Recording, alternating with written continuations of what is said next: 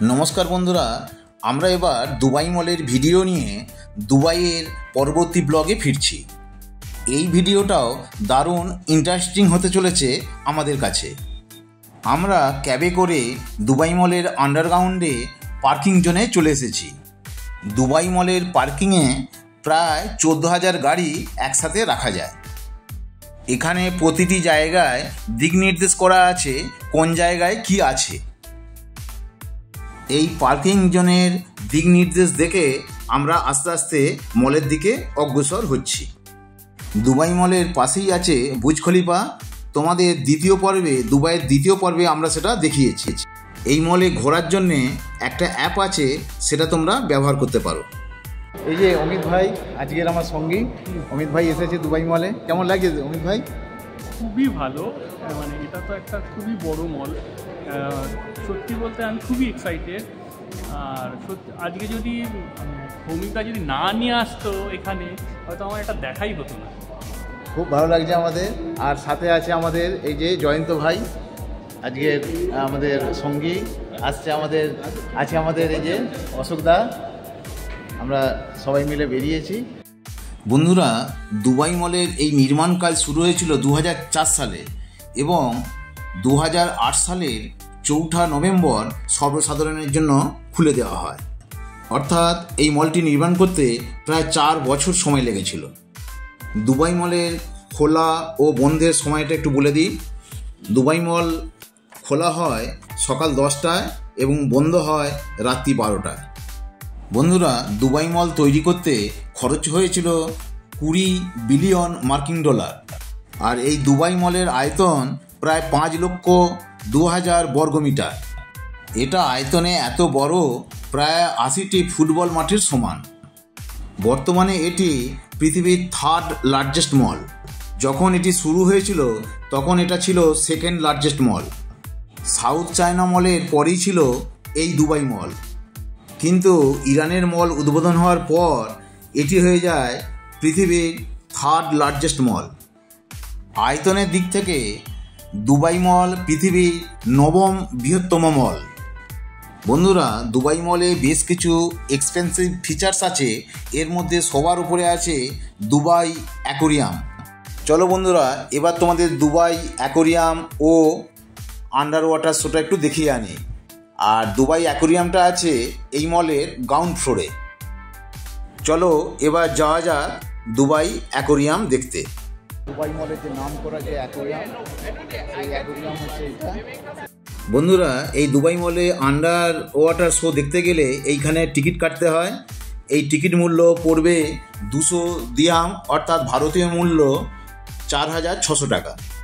এইটা ঘুরে দেখতে প্রায় সময় লাগবে 2 ঘন্টা। দুবাই মলের অ্যাকোরিয়ামটা তৈরি করেছিলেন অস্ট্রেলিয়ান আর্কিটেকচার প্যাটেল থাপ। প্রায় 72,000 বর্গমিটার জায়গা নিয়ে তৈরি এই অ্যাকোরিয়ামটা। এখনও পর্যন্ত পৃথিবীর সবথেকে বড় অ্যাকোরিয়াম হলো এটি। পৃথিবীর আর কোনো মলে এই রকম এত বড় অ্যাকোরিয়াম দেখতে পাওয়া যায় না। এই অ্যাকোরিয়ামটা 51 মিটার দীর্ঘ, 20 মিটার প্রস্থ ও 11 মিটার উঁচু। এই অ্যাকোরিয়ামটা ঘোরার জন্য ভেতরে একটা সরু পথ আছে। চলো সেই পথটা তোমাদের একটু দেখাই। বন্ধুরা, এই সেই সরু পথ। এই টানেলের মধ্য দিয়েই মানুষ যায় এবং পুরো অ্যাকোরিয়ামটা ভেতরটা ঘুরে দেখে। এবার বলি এই অ্যাকোরিয়ামের মধ্যে কি কি আছে। এই অ্যাকোরিয়ামের ভেতরে প্রায় 33,000 সামুদ্রিক প্রাণী আছে। এই অ্যাকোরিয়ামের ভেতরে কৃত্রিমভাবে প্রবাল সৃষ্টি করা হয়েছে এবং তার মধ্যে প্রায় 140 প্রজাতির প্রাণী আছে। এর ভেতরে প্রায় 400রও বেশি শার্ক আছে। 5 মিটার লম্বা একটি কুমির আছে। আর সবথেকে আশ্চর্যের বিষয়, এখানে 750 কেজি ওজনের একটি সাপ আছে যার বয়স 40 বছর। চলো বন্ধুরা, কথা না বলে এবার অ্যাকোরিয়ামটা আর একটু ঘুরে দেখাই।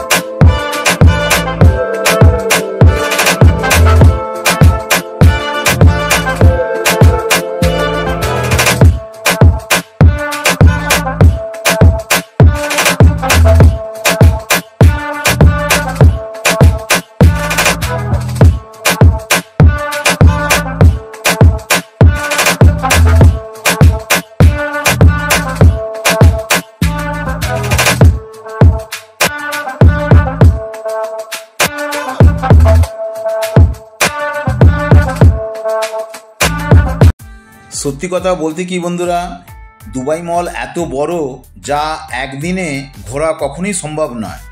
আমি যতটা পারছি এই দুবাই মলের ছবি তোমাদের একটু তুলে ধরার চেষ্টা করছি। দুবাই মলে প্রায় ৭৬,০০০ বর্গমিটার জুড়ে আছে ভিআর পার্ক। সেখানে প্রায় ১৫টারও বেশি রাইড আছে। এছাড়াও এখানে মনোরঞ্জনের জন্য প্রচুর গেমস আছে।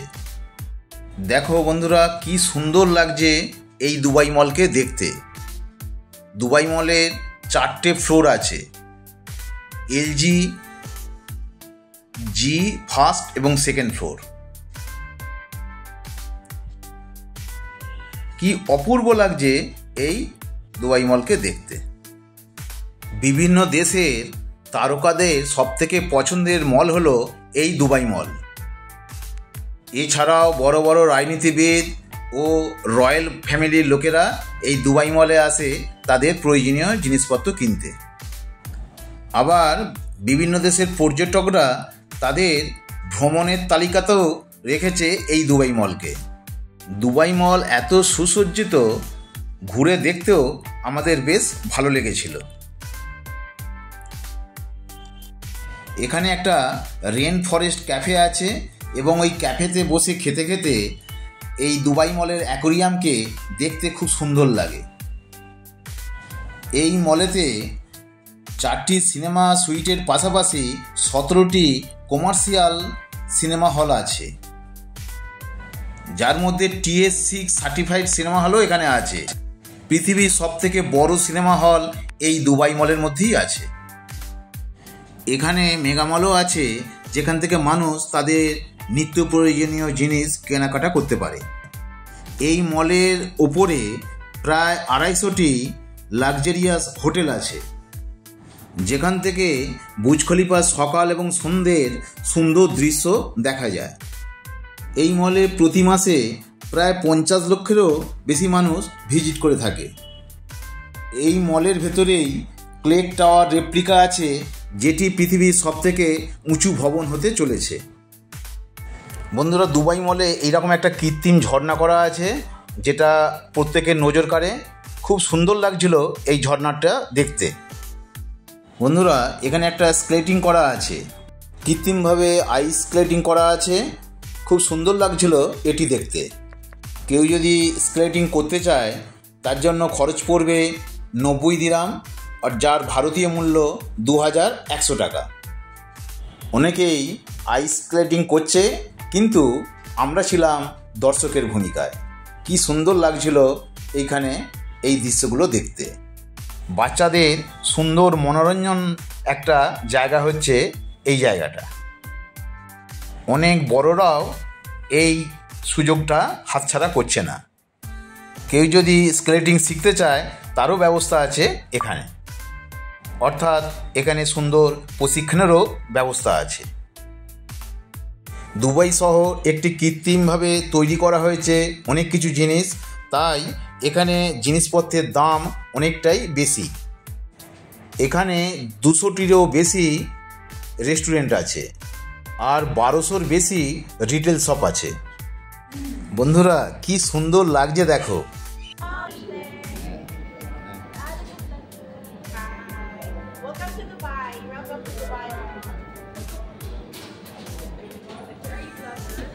Alterations, we're doing made to measure, we're selling fabric, and also we're doing uniform. Welcome to Dubai.